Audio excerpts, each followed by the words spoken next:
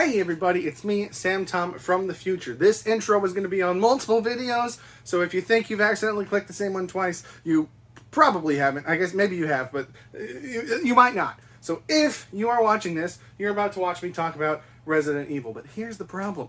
When I started recording, I thought I was going to talk about all 6 movies in one video. Turned out that would have been a 2-hour long video. So at some point I decided I would break it up into 2 videos. Still would have been pretty long. So I got big brain and decided to do one video every day for a week leading up to my video about the new Resident Evil. So Resident Evil number 1, that video will go up on Sunday, and then there will be 2, 3, 4, 5, 6, and then on Saturday, my video for the new Resident Evil will pop up. So, deep breaths, deep breaths. At some point in the videos that you're going to see, I will mention everything being in one video. At some point, I'll talk about it being 2 videos. At some points, I'm going to be like, we'll be right back in a second with my thoughts on the next one. And then the video is going to be over because past me didn't know what he was talking about. So this is future me explaining to you the situation. So this intro is going to be in all 6 videos. Feel free to skip it if you click around. I'm not going to put cards in every video because cards are frustrating, but I will put the links to all the Resident Evils as they get published. I'm sorry, all my videos about the Resident Evil movies as they get published in the description, and I will have a playlist link at the end of each video so that as you get to the end of one, you can easily find the next one. Oh my goodness, I'm talking way too fast. By the way, this is the higher part of the shelf that I sit in front of. These are where all my DC things are. So, hope you enjoy listening to me rant about zombies for a long time. Thank you. Alright, new Resident Evil movie coming out. So we are talking about the first 6 Resident Evil movies. Now, normally when I do a video about several movies all together, I'll watch all the movies, I'll take my notes, and then I'll record my thoughts, kind of going in sequence through the movies. I've never seen any of these Resident Evil movies before, and there are 6 of them. So A, I don't know how long it's going to take me to get through all of them, and B, I'm worried that if, by the time I get to the 3rd, 4th, 5th, 6th movie, I'm going to forget what some of my notes on the first movie mean. So I'm going to record my thoughts on each movie separately, but then just put them all into one big video. So this video should have all 6 of them, but this segment, I'm only going to have my notes on the very first Resident Evil. So I've never seen any of these before. I've never played any of the games. The only thing I knew about Resident Evil before watching this movie were zombies and Milla Jovovich, I think is how you say her name. I don't even know how you say her name. I just know the character, that actress is in there. The only things I know about her is that she's from Ukraine, and I have a family member from Ukraine, so I find that interesting. And at the time of this recording, I've just recently seen Black Widow, and her daughter plays the young Black Widow, so that's cool. But the only movies I've seen Milla in where I remember her part specifically were The Fifth Element, which I didn't like that movie very much, but I didn't think she was bad, and Hellboy, which I didn't like her portrayal in that movie very much, but I didn't think the movie was bad. So it's been kind of mixed. But I really didn't know anything about the world of Resident Evil, how anything came about, and I am going to be talking about these strictly as movies because I have no knowledge of the video games. So people that are fans of the video games will almost certainly have a different opinion than I do. But for me, these are just as movies. So, all those disclaimers out of the way. My first note, why would you try to squeeze through that small opening? So at the beginning, when all the characters in the hive are getting killed by the Red Queen, it's this moment where there's this teeny tiny hole in the elevator and this character's like, oh, I can squeeze through. If you have to squeeze through a hole to get out of an elevator, what are you thinking? You don't know where that thing's going to move. Like, I understand you don't want to be stuck on the elevator, but yeah, it's worse to be stuck partway on an elevator. I don't know what that person was thinking. Anyway, talked about Milla. Michelle Rodriguez! I had no idea that Letty was in this movie. It was kind of a moment where the character, she takes her gas mask off, and it just shows her briefly, and I was like, was that Letty? And so I went to the Wikipedia page, and I was going to scroll through the cast, because at that point I didn't know how major of a character she was, but then right there at the top of the page, like, starring Mila Jovovich and Michelle Rodriguez and blah, blah, blah, blah, blah. And I was like, it is Letty! So I was very excited. I've never seen Michelle Rodriguez in anything, at least not that I know of, other than Fast and Furious movies. So it was good. I was rooting for her. I won't say what happens to her, but the whole movie, I'm just like, come on, Letty, you got this. You can survive. I know it. My brain was kind of like, are there going to be theories about how this is the same character? Huh? Anything like that? I don't think so. But, yeah, it was fun to see her. I didn't realize how recent these movies were. Now I say that, perhaps I should put recent in quotes. I'm from that generation that thinks that the 90s was not that long ago. Right? When you say that the 90s was 30 years ago, it's like, what? But I'm pretty sure this movie came out in 2002. And for some reason, I thought this film series started in the 90s. I don't know why I thought that. I know there's a lot of films. And I guess 6 movies in 20 years seems like a lot to me. Even though things like the MCU have far outpaced that. But, yeah, I don't know. So the game started in the 90s. So maybe I had, had just a cultural awareness of the games before the movies started. And then when the movies started, I assumed that stuff that I had heard about Resident Evil before that was also talking about movies. I don't know. But point is, when I happened to see when this movie was made, I was like, wow, I thought these movies were older than that. Similar kind of thing happened with Jurassic Park. I watched that for the first time a while ago. I will be, at some point, doing a video on all 5, because I've only seen the first Jurassic Park. And I thought that those movies started in, like, the 80s. And they're a lot more recent than I realized. Anyway, moving on. Okay, I wrote down...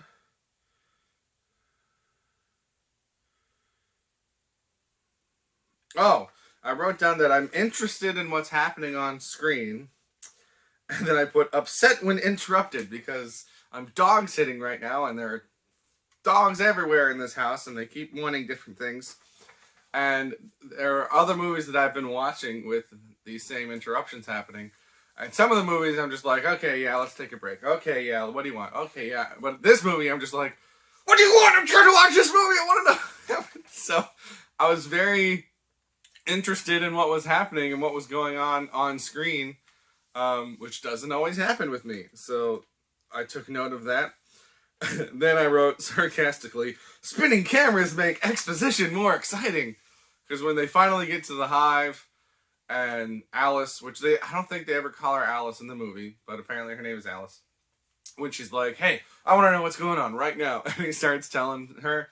The computer graphic stuff that we get is pretty helpful in making the exposition more exciting. But before they start that, they just spin the camera around them a bunch of times. And I'm like, I'm really trying to focus on what he's saying right here. But it's really confusing because the camera's spinning around for no reason at all.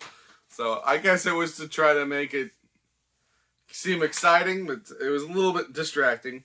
But I think the exposition works. A lot of these movies, they hate the exposition scene. And, they don't want to do it. But I think... you could say it's a trope or it's overdone or whatever, but you've got a character that has memory loss. There's an in-story reason for why she has memory loss. She wants to know what's going on, so they explain to her all the relevant information, and it works great as an audience surrogate because I wanted to know what was going on, and I felt like I understood most of what I should know at that point. So the camera bit was strange. Other than that, though, I think that form of exposition actually worked pretty well. Then I just wrote, new dim eyes would open. So when the scene where they see the lady submerged in water kind of float up against the glass and she's there for a while, and then they leave and the camera lingers on her. And I was waiting for it. I knew the eyes were going to open, and I made this motion with my hand as if the eyes were opening, right? I held my hand up and I was like, boom. And right after that, not only did the eyes open, but her hand comes forward onto the glass. And I was like, oh my gosh, she's waving back at me. That was really weird. And it's totally, it was only extra weird because I did that with my hand. But It's just one of those. It's like when someone rings your doorbell right before the doorbell on the TV goes off, or someone calls you right after someone on the TV gets their phone. So like, it's just one of those things. It's not a particular thing about this movie. It's just that is now part of my experience watching this movie, where I put my hand up and then this dead zombie waved back at me. Oh goodness. I put Jump Scare City. I picked up pretty early on. I put 3 within the first 30 minutes that this is going to have a lot of jump scares. I don't think, I don't think they were particularly good. I don't think they ruined the movie. It's just one of those movies that you're going to, you can see them coming once you know to look out for them. But I'm watching this recently after I watched the others, and that movie only had 1. So I, made a note in that movie that there's not that many jump scares. And here, yeah, there's quite a few of them. Then I just wrote down laser scene. Great scene. I was like ready to see how's this guy going to defeat this last laser. Is it going to go up or down? And when it just expands in this chessboard, if we're following all the Alice in Wonderland references, it just expands and I'm like, oh, he's done for. It was just a cool scene, I thought. So I mentioned that I didn't know much about the Resident Evil franchise before watching this movie, and one of the only things I knew was zombies. And like towards the whole beginning of the movie, I'm just like, this is about zombies, right? And I was trying to follow what was going on screen. So at the beginning, when all the characters die in the hive, I was like, okay, so this is the biological whatever cause for the zombies is getting out. And then we just didn't see zombies for a while. And I wrote down the zombies show up at 40 minutes in, and the movie's only an hour and 40 minutes long. So you get an hour with the zombies. So I don't think that it waited too long. I think there was, a solid amount of zombies in this movie. But there was a moment where I was just like, this is about zombies, right? Like, this is, I think maybe it was when they first encountered the Red Queen. And I was like, is this not about zombies? Is this about AI? Am I missing something? But then zombies came in pretty soon after that. Then I put, yes, the guy shot out her knee. I can't remember what video it was in, but I've ranted in another video about how much it bothers me when a character, usually a protagonist, has a gun on an antagonist, threatening to shoot them, but for some reason doesn't want to kill them, and I'm like, just shoot them in the knee, shoot them in the foot, shoot them in the, whatever. You can slow them down without killing them. And that's what this guy does. And I was like, yes! And obviously it doesn't work, because the character's a zombie, so that doesn't slow them down. But I was just like, finally! This is the first time that I think that I remember that I've seen a character shoot someone in the knee to maim them without killing them, but keep them from attacking or anything like that. So, even though it didn't work out, I was very excited to see that go down. At one point, I wrote, why did the zombies wait so long to attack? And then later I crossed that out, because the movie answers that question. Then I wrote, why did the AI go wrong? Then crossed that out, because remembering back what happened, I was like, the AI didn't go wrong. It did its job. It contained this virus. At one point I wrote Jason Bourne vibes. So Alice, the character of Alice, not only does she have memory loss, but as different situations are presented to her, she just out of reflex has these reactions where she's doing all these flips and kicks and punches and stuff, and she's like, oh, I didn't know I could do that. And it just reminded me of Jason Bourne. I don't remember which one of those came first in movie form. I know they're both based on older properties, but I don't think it was derivative. I don't think it was copying. I don't think one stole from the other. It just reminded me of that, and I like those movies, so that was kind of a nice thing to have in this movie. Then at one point I wrote, so after I realized that the AI hadn't gone wrong, I wrote down, no villain, just victims. And then a couple minutes later, the whole thing with the reveal happened of how this all started, and I was like, just gonna cross that out. There is definitely a villain, but mostly victims.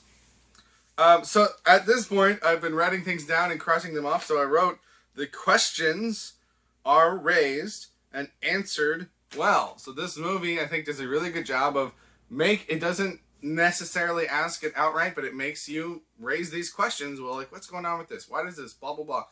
And then it answers it, which is just really great. At the time of this recording, I've just come off watching the Amazing Spider-Man movies, which have so many questions raised that never get answered. And it's just nice to have the movie answer its own questions. I did write down the question, how does the antivirus work? And it's kind of like, I assume I know how it works based on what we've seen, but this seems like maybe it's going to be a question that's going to be answered in a sequel. But at one point, the Red Queen says that at a certain point after infection, it can't be guaranteed to be effective. So I assume that it's if you were infected, but before you have turned, or before you have died, then you can counteract the effects before it happens. At one point, I wondered if the antidote was for the purpose of killing them. So like you got this squad or whatever that you're going to, because they talk about, military applications of this. So say you've got this team that you're sending in for a mission and you inject them all so that it's very hard for them to be killed. And then when the mission is successful, could you just inject them with the antivenom or the antidote and kill them that way? And I don't think that's what it's for. I think it's definitely a pre-turn process, which was then backed up by what the Red Queen said later. Although, as we were told by other characters, Red Queen doesn't necessarily say truthful information all the time. So I know I just talked about how well the movie answered all the questions. It answered all the questions necessary for the plot of this movie, but it left open some things that hopefully we're going to find out more about in the future movies. So I think it's a good balance. It answers the things that would be plot holes otherwise, but it doesn't answer every single question about every single thing in the world. It leaves it open to expansion. CGI was weak. Thankfully there's not a whole lot of it in this movie, or if there is, then most of it's pretty good. But the stuff with the creatures is just not great. I read in the trivia that there were some practical ones. I don't think the dogs looked too bad, but the creature, I think they call it the liquor in the IMDb, it doesn't look great. I think it's mostly passable, but then when it spontaneously catches on fire and starts burning for no reason, the fire especially is really, really bad. CGI fire. I don't know. I guess it wasn't quite there yet, because I don't think it's that bad in the Fantastic Four movie. Other thoughts about the Fantastic Four movie aside, from memory, the CGI fire in that is pretty decent. And that was a couple years later. So this might have been just a little bit too early for convincing CGI fire. We'll see what happens in future movies. Then I wrote, zombies have a flair for the dramatic. So again, it's just a movie thing and a jump scare thing, right? So there are multiple times where a zombie has been killed and is just chilling and laying there, and a character, goes up to do something or gets distracted by something, and it's like, they're just gonna pop up at the most dramatically relevant time. And just the suspension of disbelief thing, it didn't bother me. I just felt like I had to write it down. I had to mention it. The zombies have a flair for the dramatic. I wrote down that the story is contained. So there's not weird side plots going on. They didn't have, weird banter between the squad, hinting at some weird history that wasn't really, everything that happens is directly related to the one main story, which, when there's so many kind of curiosities and mysteries and memory loss and memories coming back and we're figuring all this stuff out, I think it's very, very helpful that there is one story and everything is contained within that story. I really appreciated that. The movie was short, 1 hour and 40 minutes. Really glad that they didn't put in a bunch of extra unnecessary stuff to pad the runtime to make it seem longer for no reason. So I appreciate that. Hoping the other movies follow suit. The one thing I'm kind of confused on, I wrote down, what was Spence's plan? Because Alice was working with Lisa, who was working with the fake cop, whose name I think was Matt. And they were going to get this material out to build a case against Umbrella Corporation to try to take them down.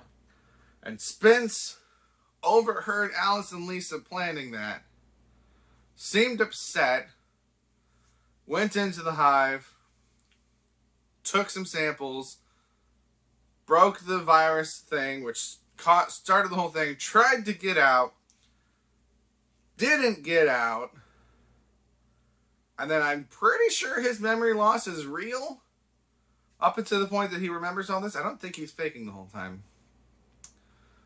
But I don't know for sure what his plan was, because he seems to be pretty loyal to Umbrella Corporation, because he's wanting to stop Alice, and once he remembers, he pulls a gun on them. But it also seems like the only thing that makes sense is that he was going to sell it. Because at one point, I think his name is Matt, and Alice are talking about how valuable this would be to the right buyer. So, on one side, he seems loyal to Umbrella because he's trying to stop Alice. But it also seems like he's just going to sell the stuff for money, which would not make him loyal. So maybe he's not against Alice because he's loyal. Maybe he's just against Alice because he wants profit. And it happens that at a certain point, that lines up with what Umbrella Corporation would want. So I'm a little bit confused by that. It could be that I'm overthinking it. It could just be he just wants money and he doesn't care about Alice, so he's going to get rid of her on the way. So maybe I'm overthinking that. That's the one little thing that I'm not totally clear on. But I enjoyed this. I did not know how I was going to feel about it. We had a lot of characters at the start. They get thinned out over the course of the movie. And I think they did a pretty good job balancing that so that a lot of the characters that die, especially early on, it's like, well, I don't really know who they were. I don't care about them. And then as it gets on, characters that we care about more or that we've gotten to know more, as they start dying, it's like, oh, I don't really know. And like, the only character that I knew was going to survive was Alice, because obviously I know she's in future movies. But everyone else, I'm like, are they going to make it? I think they're going to make it. Oh, no, they're not going to make it. So, pretty enjoyable experience, I would say. So at this point, I'm excited to watch more of them, but I don't know how well received these sequels are. It's not something that have been, big at the box office or even big in, just social consciousness. So it could very well be that the quality drops off. And I did see that the reception to this was not very good. So if the quality drops off from there, I liked this one. Does that mean I'm going to continue to like them? Or does that mean that I'm going to be following the pattern of, most people just starting at a higher point? So, don't know, but at this point I'm excited. So, that's all I got for part 1. I'm going to watch the second one, and you will see my thoughts on that in a few seconds. Hey, it's me, Sam Tom from the future again, recording an outro that's going to be on all these videos about Resident Evil. So if you think you've already seen this, you probably have. Apologies if that video ended strangely or abruptly, because again, I thought there would be more in the video, and there's not. This is it. So, those were my thoughts on whichever Resident Evil movie I was talking about in that video. Feel free to tell me your thoughts, but that's all I have. Thank you for watching, and have a good day. And if you haven't watched the rest of my Resident Evil, I can't speak! Check out my other videos. Thank you, bye!